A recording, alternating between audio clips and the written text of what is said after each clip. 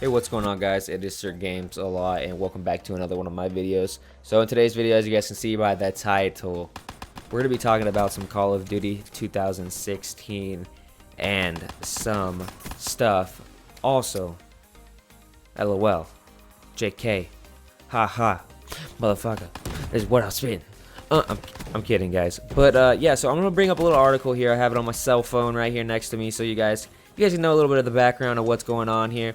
And so for the top of the image here, for the title of the video, it says fans want to make Call of Duty great again, following controversial changes to the series. A campaign has started. A campaign.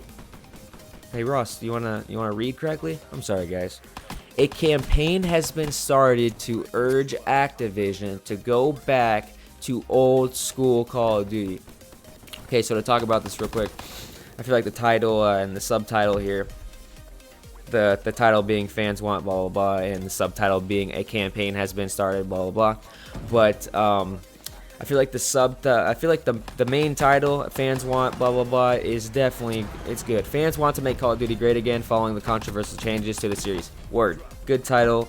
Makes sense. Some of the things that they changed are definitely not all accepted by this Call of Duty community. But then when it goes on to say a campaign has been started to urge Activision to go back to old school Call of Duty. Yes, a campaign has been started. Yes, we have urged Activision to go back to older methods, some older methods, but not old. I don't like how he says go back to old school Call of Duty, even though, yeah, White Boy 7th Street has said, oh, we want the old COD back. But anyways, this article is written by Paul Tamburo, and I appreciate this article he's written. It's given me something to talk about, and he's also has very well written statements here. So we're gonna go through this article. It says fans of the Call of Duty series have started a campaign against the changes that have been made of the blockbuster franchise, concerned that publisher Activision is running it into the ground with new ideas that aren't resonating with the established fan base. Okay, so let's go over here. Let's look at this real quick. So Call of Duty, first-person shooter, military game. What audience do you think that's going to attract? A shooting game.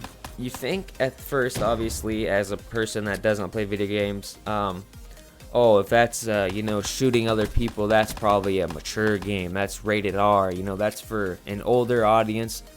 Yes and no. Yes, I'm 20 years old, and I play Call of Duty. It's one of my favorite games.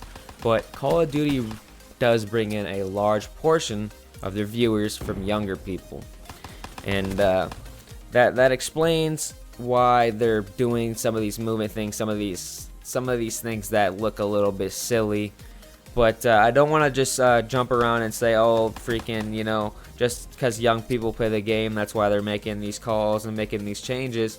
This is just a statement I'm trying to make, and I want to put a percentage out there of what I think would be a rough percentage. I would say about at least 50% of the people that buy Call of Duty every year are under the age of 18. You guys can let me know what you guys think about that percentage down below, but that's what I would say. At least 50% of the people, the consumers of Call of Duty, are under 18. I've been to several launches. Surprisingly, there's not that many young people there at the launches, but that's just because it's at night, and you still do see a lot of young people for how late it actually is. Okay, so he goes on to say after that, the supporters of this campaign are encouraging Activision to make Call of Duty great again by way of the hashtag campaign Make COD Great Again and Bring Back COD, citing issues with the series' implementation of free running and various gimmicky features that are reasoning behind their frustration. So here Paul is trying to say that the reason behind our frustration is mainly in the movement system, which I feel like he is getting a good point across there. Yeah, I feel like the movement system is one reason why people are mad, and I don't think that's the only reason. I feel like there's other reasons as well, but such as these silly things they're putting in the game, and Then when he goes on to talk about White Boy 7th Street, like I said at the beginning of the video, I'm pretty sure. It says popular Call of Duty live streamer and commentator White Boy 7th Street has been a key proponent of this push for change, stressing how the introduction of these new gameplay elements is annihilating a large portion of the series player base. Key issues such as lag compensation, DLC, supply drops, and the aforementioned additional verticality to player movement have been brought into question with the move away from Call of Duty's multiplayer being an arcade war simulator, as White Boy called it, to a sci-fi shooter with more erratic movement being criticized. Okay, and he goes on to say, I'm going to tell you guys my points here in a minute, but he goes on to say, while some of White Boy 7th Street points of contention are debatable, and his insistence that he and his fellow COD commentators could produce a better entry in the series that developers at Infinity Ward, Treyarch, and Sledgehammer is highly questionable. The points he raises have been echoed throughout the community surrounding the series for quite some time. While COD remains a blockbuster franchise, its annual releases and struggle to expand upon its proven formula have led to many feeling that it has grown stale. Alright, so all the things that he's saying here are pretty dang true. And I'm going to grab a drink of water here for a second because I'm starting to get a dry throat. And, yeah, I feel like everything he says here is pretty much on point. But, at the end of the day, since we are talking about Call of Duty 16 here, like I said previous video, Call of Duty Ghost 2 is going to be the next Call of Duty in my book. It completely connects to the leaks of it being space warfare. Like I said in previous video, we got Odin going on in Ghost 1. Odin, the big freaking space weapon. First mission of Call of Duty Ghost 1, you're getting attacked by a space combat weapon known as Odin. It's the start of space combat. They're space. Wow. Ghost 1 is in the near future. Ghost 2 would be in the far future.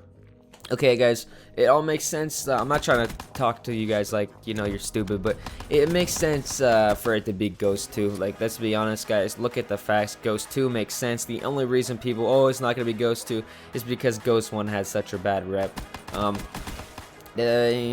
I feel like that, that's not what happened with Modern Warfare series. But,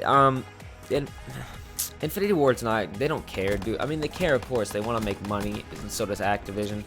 If they name it something else than Ghost 2, I would strongly feel that it was forced upon by Activision.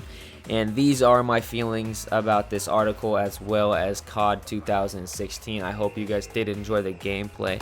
If you guys want to see me talk about some other parts of Call of Duty 2016 or something else, please leave a comment down below, as well as leave a like on this video. It will help the channel get out there. If you guys would like, you guys could share this video, as it also will help it get out there. And I want to hear people's opinions now that we're on freaking April 24th here and we're moving closer to Call of Duty 2016. I mean, it's honestly only 7 months away, or less than 7 months now. Freaking time goes by too fast. But like I said, hopefully you guys enjoyed that pistol gameplay, and that's about it for today's video. As always, guys, I'll see you guys in the next video that I do create. And if you guys would subscribe to my YouTube channel to see some more of my videos and give me a chance, that would be very much well appreciated. See you guys in the next video that I create. Peace.